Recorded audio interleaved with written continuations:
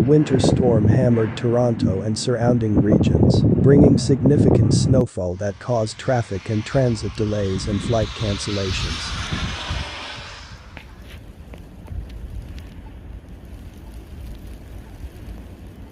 The Ottawa region, along with the Cornwall area and Brockville-Leeds, saw significant snow on Thursday morning, but weather warnings issued by Environment Canada ended late in the afternoon.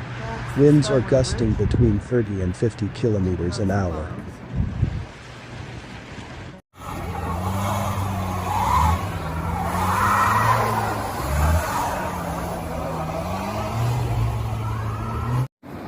The storm hit a large stretch of southern Ontario a day earlier, disrupting travel plans for thousands, as Toronto's Pearson International Airport saw hundreds of flights cancelled, and authorities reported dozens of crashes on the roads.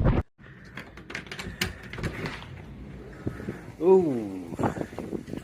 Nope.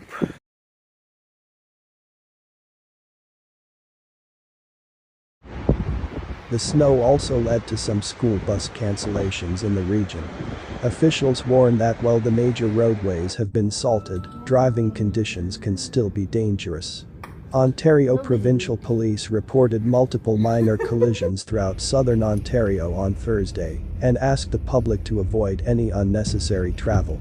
Toronto and much of southern Ontario remain under a snowfall warning from Environment Canada.